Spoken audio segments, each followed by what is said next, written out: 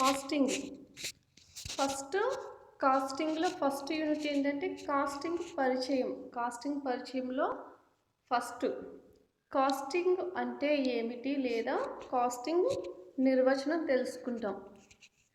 Well done నిర్వచనం ప్రకారం casting అనగా వస్తువులు లేదా సేవల వ్యయం నిర్ణయం కోసం ఖర్చులను వర్గీకరించడం, రికార్డు చేయడం, క్రమపద్ధతిలో కేటాయించడం, యాజమాన్యానికి మార్గదర్శకంగాను నియంత్రణకు వీలు కలిగించే రీతిలో వివరాలను ఒక క్రమ పద్ధతిలో ఏర్పరిచి ఉంచడమే కాస్టింగ్. అంటే చూడండి, వస్తువులు లేదా సేవల వ్యయం నిర్ణయం కోసం ఖర్చులను వర్గీకరించడం. వస్తువుల సేవలు అంటే వస్తువుని తయారు చేయడానికి అయినటువంటి సేవల వ్యయం. ఫర్ ఎగ్జాంపుల్ ఇందులో ఓవర్ హెడ్స్, యంత్రాల ఖర్చు, నెక్స్ట్ వీళ్ళు వేతనాలు, జీతాలు ఇవన్నీ ఉంటాయి చూసారా. వీటన్నిటినీ వస్తువు తయారు చేయడానికి ఎంత అయ్యింది, ఎంత కావాలి అనేది వాటిని ఖర్చులను వర్గీకరించి రికార్డు చేయడం, అంటే ఒక రిజిస్టర్లో నమోదు చేయడం. చూడండి, మనం ప్రాబ్లం చేసినప్పుడు వేతనాలు ఇంత, జీతాలు ఇంత, యంత్రాలు కొనుగోలు ఇంత, నెక్స్ట్ వస్తువుల్లో ఉపయోగించే మెటీరియల్ ఖర్చు ఇంత, ఇలా రాసుకుంటూ ఉంటాం చూసారా. వాటిని రికార్డు చేయడం అంటారు. నెక్స్ట్ అదేవిధంగా ఒక క్రమ పద్ధతిలో కేటాయించడం. క్రమ పద్ధతిలో కేటాయించడం అంటే మనకి లాభ నష్ట ఒక ఖాతా అంటే ఒక లెక్కకి ఆస్తులు పట్టి అవి తయారు చేయాలంటే ఫస్ట్ ఏం వేస్తాం? వర్తకపు లాభ నష్టాల ఖాతా వేస్తాం. వర్తకపు లాభ నష్టాల ఖాతా వేసిన తర్వాత ఆస్తులు పట్టి తయారు చేస్తాం, లేదా ఆదాయ వ్యయాల ఖాతా, వసూలు చెల్లింపుల ఖాతా, ఇవన్నీ వేసిన తర్వాత ఆస్తుల పట్టిని తయారు చేయడం జరుగుతుంది. దాన్ని ఒక క్రమ పద్ధతిలో కేటాయించడం అంటారు. అంటే అయినటువంటి వ్యయాలను లేదా ఖర్చులని ఒకదాని తర్వాత ఒకటి లెక్కించడాన్ని క్రమ పద్ధతిలో కేటాయించడం అంటారు. అదేవిధంగా యాజమాన్యానికి మార్గదర్శకంగాను నియంత్రణకు వీలు కలిగించే రీతిలో వివరాలను ఒక క్రమ పద్ధతిలో నమోదు చేస్తారు. అంటే ఏంటి? యాజమాన్యానికి మార్గదర్శకంగా ఎందుకు ఉంచుతారు అంటే ఒక వస్తువును తయారు చేసేటప్పుడు ఆ వస్తువుని తయారు చేయడానికి అయినటువంటి ఖర్చు ఏ విధంగా ఉంది, ఎలా ఉంది అనేది యాజమాన్యానికి తెలియజేయడం జరిగింది. ఇలా తెలియజేయడం వల్ల వాళ్ళకి వస్తువు తయారు చేయడానికి అయినటువంటి ఖర్చు లేదా వ్యయం అనేది ఎంత అవుతుందో తెలుస్తుంది. అయితే తెలిసిన తర్వాత నియంత్రణకు వీలు కలిగించే రీతి. నియంత్రణకు వీలు కలిగించే రీతి అంటే మనకు ఫర్ ఎగ్జాంపుల్ ఒక వస్తువును తయారు చేసిన తర్వాత ఆ వస్తువుకి ఎంత ఖర్చు అయ్యిందనేది లెక్కిస్తాం. అయితే ఎక్కడ ఎక్కువ అయ్యింది, ఏదైనా ఒక ప్లేస్లో ఆ వస్తువుకి అయినటువంటి ఖర్చుని తగ్గించే అవకాశం మనకి ఏదైనా ఉందా అనేది తెలుస్తుంది. ఎందుకని తెలుస్తుంది? ఎలా తెలుస్తుంది? మనము ఈ ఒక వస్తువుకి అయినటువంటి వ్యయాన్నింటినీ ఒక క్రమ పద్ధతిలో వర్గీకరించి నమోదు చేసి రికార్డు చేసిన తర్వాత మనకి అది తెలుస్తుంది. అంటే దేనికి ఎంత ఖర్చు అయ్యింది. ఫర్ ఎగ్జాంపుల్ ఒక చాక్లెట్ తయారు చేయాలి అంటే అందులో ఎంత మెటీరియల్ ఉపయోగించాలి, ఏది ఉపయోగించాలి అనేది మనకి తెలుస్తుంది. ఉపయోగించినప్పుడు దానికి అయినటువంటి ఖర్చు ఎక్కడైనా ఎక్కువైందా, ఎక్కువైతే ఎంతవరకు దాన్ని తగ్గించవచ్చు అంటే నియంత్రించవచ్చు అనే విషయం మనకి తెలియజేస్తుంది. అంటే ఏంటి? ఓవరాల్గా కాస్టింగ్ అంటే ఏంటంటే ఏదైనా ఒక వ్యాపార సంస్థ వస్తువులను లేదా పరికరాలను తయారు చేయడానికి అవసరమైనటువంటి వ్యయాన్ని వర్గీకరించి వివరించి ఒక క్రమ పద్ధతిలో నమోదు చేసి లేదా రికార్డు చేసి అది యాజమాన్యానికి అందించి అయినటువంటి ఖర్చుని ఏదైనా నియంత్రించడానికి అవకాశం ఏమైనా ఉంటుందో తెలియజేసే విధానమే కాస్టింగ్. అర్థమైందమ్మా? అర్థమైంది అందరికీ? ఒకసారి చెప్పండి, ఎవరైనా చెప్తారేమో.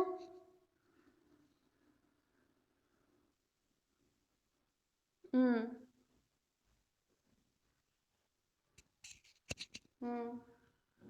హ్మ్. చెప్పు. కరెక్టే. అవసరమైనటువంటి బియ్యాన్ని లెక్కించి, వర్గీకరించి హ్మ్. కాస్టింగ్ అంటారు. ఇ ఇది కాస్టింగ్ నిర్వచనం. నెక్స్ట్ కాస్టింగ్ పద్ధతులు. కాస్టింగ్ పద్ధతులు అనగా ఏదైనా ఒక వ్యాపార సంస్థ యొక్క వ్యయాలను ఆదాయాలను కనుక్కోవడం వాటిని అధ్యయనం చేయడమే కాస్టింగ్ ప్రధాన విధి. అంటే ఏంటి? వ్యాపార సంస్థలు అనేవి చాలా ఉంటాయి. అయితే ఆ వ్యాపార సంస్థలకు ఎంత వ్యయం అవుతుంది? ఫర్ ఎగ్జాంపుల్ ఒక్కొక్క సంస్థలో ఒక్కొక్క రకమైన వ్యయం అవుతుంది. అన్ని సంస్థలకు ఒకే రకమైన ప్రోడక్ట్ ఉన్నా దానికి వ్యయం అనేది వేరే వేరేలా అవుతుంది. సో ఆ పద్ధతులను తెలుసుకోవడానికి కాస్టింగ్ అనేది ఉపయోగపడుతుంది. ఫర్ ఎగ్జాంపుల్ మనకి నారాయణపురంలో ఐస్ ఫ్యాక్టరీలు ఉన్నాయి. ఐస్ ఫ్యాక్టరీలో అన్ని ఐస్ ఫ్యాక్టరీలకి ఒకే రకమైన వ్యయం అనేది అవుతుందా అంటే కాదు. మనం వెళ్ళాం చూసారా ఫీల్డ్ విజిట్కి వెళ్ళినప్పుడు మనకి అక్కడ లెక్కలు చెప్పి అకౌంట్స్ చూపించారు. సో ప్రొడక్షన్కి ఇంత అవుతుంది, నెక్స్ట్ ఎక్స్పోర్ట్కి ఇంత అవుతుంది, లేదంటే ఫ్యాక్టరీలో ఉన్నటువంటి కార్మికులు అంటే పనిచేసే వాళ్ళకి వేజెస్ ఇంత అవుతుంది అనేది చూపించడం జరిగింది. అంటే ఏంటి?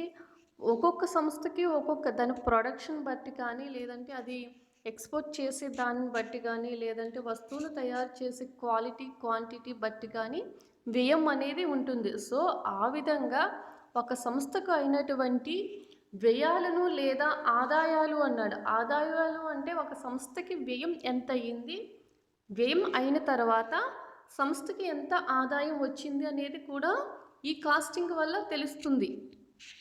అంటే ఇప్పుడు మీకు నెక్స్ట్ ఫర్దర్ క్లాసెస్లో ప్రాబ్లం ఉంటుంది, ప్రొఫార్మా అవన్నీ ఉంటాయి. అవి చూసిన తర్వాత మీకు అంటే ఫ్యాక్టరీ వ్యయం, ఓవర్ హెడ్స్ వ్యయం, నెక్స్ట్ మొత్తం వ్యయం, ఉత్పత్తి వ్యయం ఇవన్నీ ఉంటాయి. ఇవన్నీ చేసిన తర్వాత మనకి ఫైనల్గా అమ్మకాలు అమ్మిన తర్వాత అమ్మకాల్లోంచి అయినటువంటి వ్యయాలన్నింటినీ తీసేయగా వచ్చింది ఆదాయం వస్తుంది. సో ఆ ఆదాయం సంస్థకి ఎంత వచ్చింది అనేది ఈ కాస్టింగ్ వల్ల తెలుసుకోవడం జరుగుతుంది. నెక్స్ట్ సెకండ్ పాయింట్ ఏంటంటే వ్యయాలను వీలైనంత తక్కువగా ఉంచడమే కాస్ట్ అకౌంటింగ్ ప్రధాన ఉద్దేశ్యం. అంటే ఏంటి? కాస్టింగ్ ప్రధాన ఉద్దేశ్యము అంటే ఓవరాల్గా కాస్టింగ్ ఏం చూపిస్తుంది? ఒక వస్తువుకి అయినటువంటి మొత్తం ఖర్చుని చూపిస్తుంది. సో ఎప్పుడైతే మనకి ఒక వస్తువును తయారు చేయడానికి ఉపయోగించినటువంటి మెటీరియల్ కానీ, సమ్ వేజెస్ కానీ, ఓవర్ హెడ్స్ కానీ ఎక్సెట్రా ఏవైతే ఉన్నాయో వాటిని ఉపయోగించడానికి ఎక్కడెక్కడ మనము ఎంత ఖర్చు చేశాము అనేది తెలియజేస్తుంది. అలా తెలియజేసినప్పుడు మనకి ఎక్కడ మనం తగ్గించుకోవచ్చు, అంటే ఫర్ ఎగ్జాంపుల్ వేజెస్లోని తగ్గించుకోవచ్చా, లేదంటే మెషినరీలు ఉపయోగించే పవర్లో తగ్గించుకోవచ్చా, క్వాంటిటీలో తగ్గించుకోవచ్చా, లేకపోతే క్వాలిటీలో పెంచుకోవచ్చా లేదా తగ్గించుకోవచ్చా ఏంటనేది ఈ కాస్టింగ్ అనేది తెలియజేస్తుంది.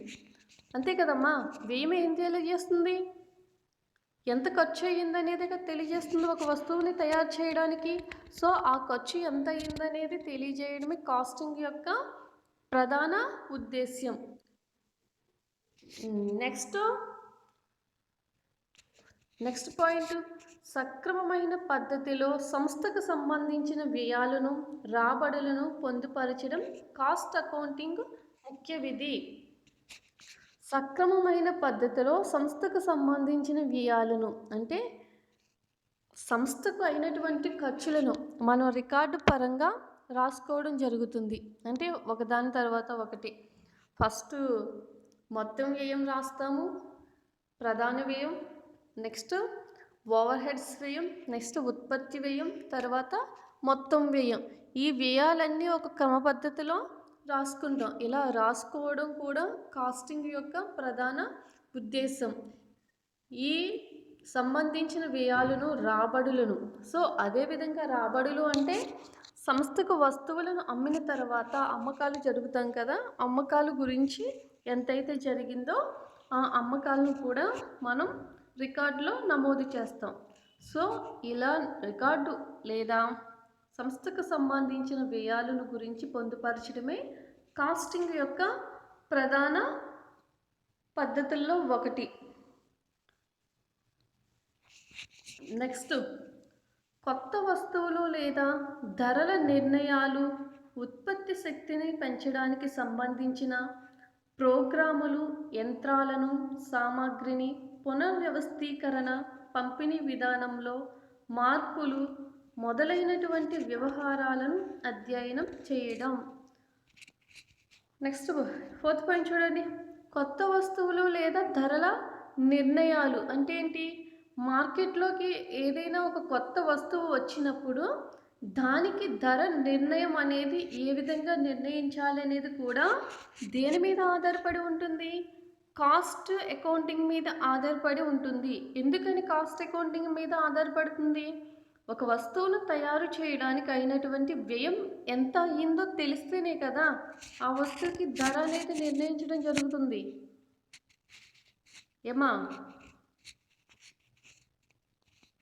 హలో, ఒక వస్తువును తయారు చేయడానికి అయినటువంటి వ్యయం ఎంత అయ్యిందో తెలిస్తే ఆ వస్తువు ధర నిర్ణయించడానికి మనకి అవకాశం ఉంటుంది. ఆ వస్తువుకి అయినటువంటి ఖర్చు తెలియలేదనుకోండి, ఎంత రేట్ అని మనం ఫిక్స్ చేస్తాం? చేయలేం. సో అంటే ఏంటి?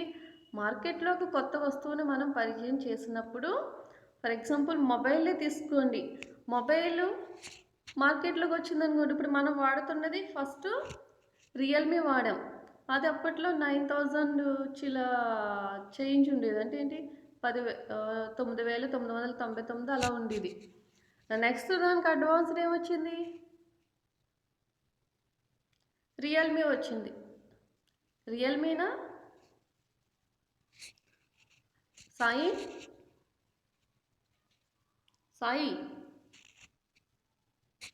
హలో, ఇప్పుడు మొబైల్ లేటెస్ట్ వెర్షన్ ఏమొచ్చింది? ఇప్పుడు మొబైల్ లేటెస్ట్ వెర్షన్ ఏమొచ్చింది?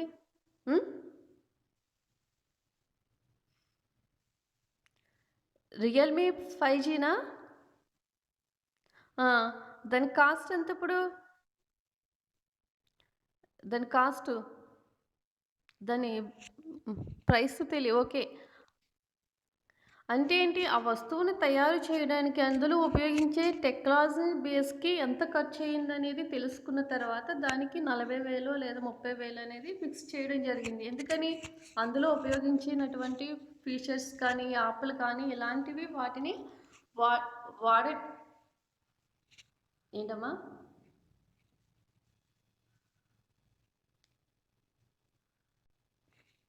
వాటిని వాడడానికి అయినటువంటి ఖర్చు తెలుసుకున్న తర్వాత దానికి రేటు ఉపయోగించడం జరుగుతుంది.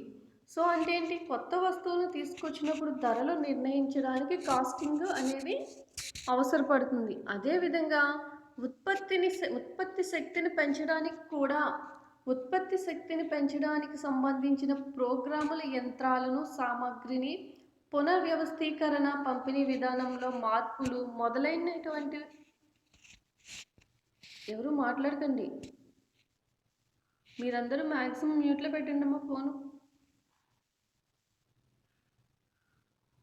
మొదలైనటువంటి వ్యవహారాలను అధ్యయనం చేయడం అంటే ఏంటి? ఉత్పత్తి శక్తి పెంచాలి అంటే మనకి యంత్రాలు అనేది అవసరం. యంత్రాలకు కావాల్సినటువంటి సామాగ్రిని పునర్వ్యవస్థీకరణ, పంపిణీ చేయడంలో ఈ కాస్టింగ్ అనేది కూడా ఉపయోగపడుతుంది. నెక్స్ట్, అంతర్గత వ్యవస్థకు సంబంధించిన గణాంక సమాచారాలను అందించడమే కాస్ట్ విధి. అంతర్గత వ్యవస్థ అంటే ఓన్లీ సంస్థకు సంబంధించిన బయటివి కాదు, సంస్థ లోపల అంటే వస్తువు తయారు చేయడానికి అవసరమైనటువంటి మొత్తం వ్యయాన్ని తెలియజేస్తుంది. అది అంతర్గత వ్యవస్థ అంటారు. మరి అంతర్గత కాకుండా బహిర్గత వ్యవస్థ అంటే వస్తువుని ప్రమోట్ చేయడానికి అయినటువంటి వ్యయం. ఇప్పుడు ఫర్ ఎగ్జాంపుల్ మీరు వస్తువులు తయారు చేస్తారమ్మా, తయారు చేసిన వస్తువు సంస్థ లోపలే ఉంచితే కనుక అది బయటికి ఎవరికైనా తెలుస్తుందా? తెలియదు కదా. తెలియనప్పుడు ఆ వస్తువుని ఎవరు కొనుగోలు చేస్తారు? ఎవరు కొనుగోలు చేయరు. అంటే ఏంటి? సంస్థకి వ్యయాలు అనేవి రెండు ఉంటాయి. బహిర్గత వ్యయాలు, అంతర్గత వ్యయాలు. అంటే అంతర్గత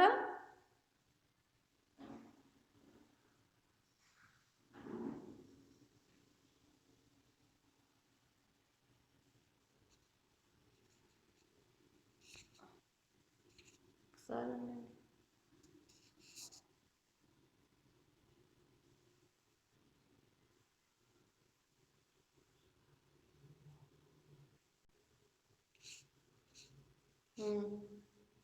అందరూ కనెక్ట్ అయ్యారా? ఎందుకు డిస్కనెక్ట్ అయిందో తెలీదు. చూడండి, సంస్థకి రెండు రకాల వ్యయాలు ఉంటాయి. ఒకటి అంతర్గత వ్యయాలు, రెండు బహిర్గత వ్యయాలు. అంతర్గత వ్యయాలు అంటే వస్తువు తయారు చేయడానికి అవసరమైనటువంటి వ్యయాలను సంస్థ లోపల ఉంటాయి కాబట్టి వాటిని అంతర్గత వ్యయాలు అంటారు.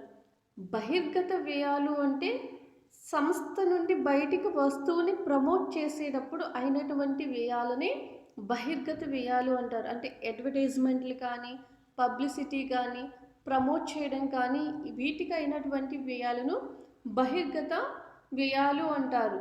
అంటే ఫస్ట్ సంస్థకి అంతర్గత వ్యయాలు ఎంత అంటే వస్తువు ఉత్పత్తికి ఎంతైతే ఖర్చు అవుతుందో లేదా తయారు చేయడానికి ఎంత ఖర్చు అయితే అవుతుందో అది ముఖ్యం. కాబట్టి కాస్టింగ్ అనేది అంతర్గత వ్యవస్థకు సంబంధించిన వ్యయాలని లెక్కించడం జరుగుతుంది. ఆ లెక్కించి సమాచారాన్ని ఇవ్వడం జరుగుతుంది. సో ఈ విధంగా కాస్టింగ్ పద్ధతులు అనేవి ఉంటాయి. ఫస్ట్ ఏంటి? సంస్థకు లేదా సంస్థ యొక్క వ్యయాలు లేదా ఆదాయాలను కనుక్కోవడానికి కాస్టింగ్ పద్ధతి అనేది ఉపయోగపడుతుంది. నెక్స్ట్ పాయింట్, వ్యయాలను వీలైనంత తక్కువగా ఉంచడానికి కాస్ట్ అకౌంటింగ్ ఉపయోగపడుతుంది. అంటే వ్యయాలను తగ్గించడానికి ఏ విధంగా తగ్గించాలి ఏమిటి అనేది ఈ కాస్టింగ్ అనేది ఉపయోగపడుతుంది. నెక్స్ట్ మూడవ పద్ధతి ఏంటంటే సక్రమ పద్ధతిలో సంస్థకు సంబంధించిన వ్యయాలను రాబడులను రూపొందించడమే కాస్ట్ యొక్క ఉద్దేశ్యం. అంటే ఏంటి? సంస్థకు అయినటువంటి ఖర్చులను ఒక రికార్డు రూపంలో నమోదు చేసి సంస్థకి అందిస్తుంది. నెక్స్ట్ కొత్త వస్తువుల్లో లేదా ధరలు నిర్ణయించడానికి కాస్ట్ అకౌంటింగ్ పద్ధతి అనేది ఉపయోగపడుతుంది. అంటే ఏంటి? సంస్థలో వస్తువును ఉత్పత్తి చేయడానికి అవసరమైనటువంటి వ్యయం ఎంత అయినది అని తెలుసుకున్న తర్వాత మనకి ధర నిర్ణయించడానికి కాస్టింగ్ పద్ధతి అనేది ఉపయోగపడుతుంది.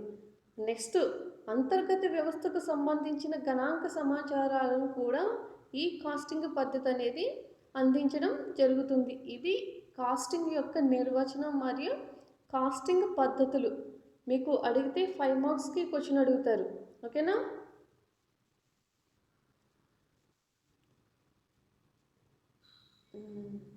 నెక్స్ట్ ఇప్పుడు మనకి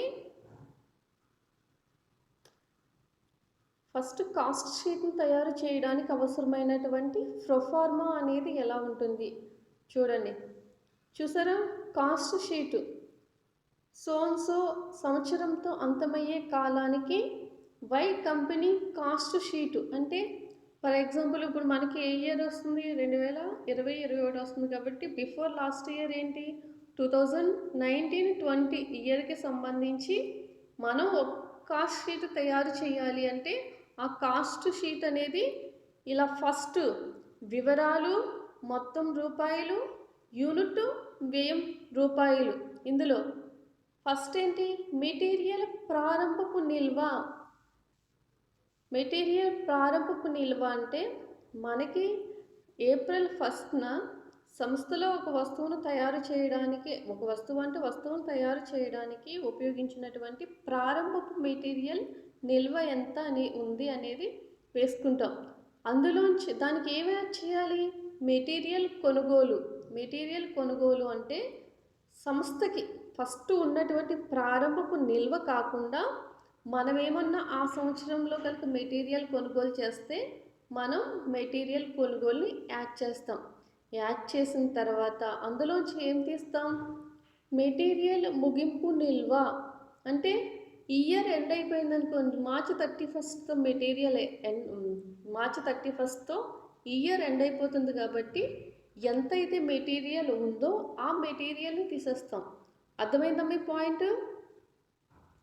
ఫస్ట్ సంస్థకి వచ్చినప్పుడు సంస్థలో మెటీరియల్ ఎంత ఉంది అనేది వేసుకుంటాం. ఫర్ ఎగ్జాంపుల్ ఒక 100 కేజీలు ఉందనుకోండి, ఒక చాక్లెట్ పౌడరు ఒక 100 కేజీలు ఉందనుకోండి, మీరు ఏప్రిల్ 1st కొత్తగా చాక్లెట్లు తయారు చేయడానికి లాస్ట్ ఇయర్ ఉండిపోయినటువంటి ముగింపు మెటీరియల్ నిల్వని నెక్స్ట్ ఇయర్కి ఏమవుతుంది? ప్రారంభపు నిల్వ అవుతుంది. అంటే ప్రారంభపు మెటీరియల్ అవుతుంది. అంటే 100 కేజీలు ఉంది ఏప్రిల్ 1st. మీరు ఒక 4 నెలలు అయినప్పుడు మళ్ళీ ఒక 100 కేజీలు చాక్లెట్ పౌడర్ కొన్నారు. అంటే ఫస్ట్లో ఉన్నటువంటి మనకు వచ్చినటువంటి చాక్లెట్ పౌడర్ ఎంత? ప్రారంభపు మెటీరియల్ పౌడరు 100 ప్లస్ మధ్యలో కొన్నటువంటి 100 కేజీల చాక్లెట్ పౌడరు. సో అది ఇది కలిపితే ఎంత? 200 అయింది. 200 అయిపోయిన తర్వాత ఇయర్ ఎండ్ అవుతుంది. అంటే మార్చ్ 31st మనకి ఇయర్ ఎండ్ అయిపోతుంది. ఇయర్ ఎండ్ అయిన తర్వాత ఆ 200 కేజీల చాక్లెట్ పౌడర్లో మీరు ఎంత ఉపయోగించారు? ఉపయోగించగా ఇంకా ఏమైనా మిగిలి ఉంటే అది తీసేస్తాం. అది తీసేయగా వచ్చింది ముగింపు నిల్వ అవుతుంది. ఇప్పుడు అర్థమైందా స్వర్ణ?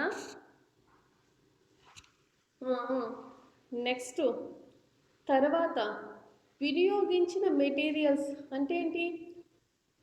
వినియోగించిన మెటీరియల్స్ అంటే ఫస్ట్ ఇందాక మనకి 200 కేజెస్ చాక్లెట్ పౌడర్ ఉన్నప్పుడు అందులో మనం 180 కేజెస్ కనుక ఉపయోగించి చాక్లెట్లు తయారు చేసాం అనుకోండి, దాన్ని వినియోగించిన మెటీరియల్స్ అంటారు. అయితే ఈ వినియోగించిన మెటీరియల్స్ అంటే ఈ వస్తువును ఉత్పత్తి తయారు చేయడానికి అయినటువంటి ఖర్చులు ఏమన్నా ప్రత్యక్ష ఖర్చులు అంటే మనకి కనిపించే ఖర్చులు, అంటే అందులో ఇంకా వేరే ఉపయోగిస్తాం. మిల్క్ కానీ లేదంటే షుగర్ కానీ ఇలాంటివన్నీ కూడా అంటే ఏంటి మనకి కంటికి కనిపించే ఖర్చులు ఏవైతే ఉన్నాయో వాటిని ప్రత్యక్ష ఖర్చులు ప్రత్యక్ష వేతనాలు అంటే ఏంటి? ఒకసారి వినండి. ఇక్కడ ప్రత్యక్ష ఖర్చులు వేరు, ప్రత్యక్ష వేతనాలు వేరు.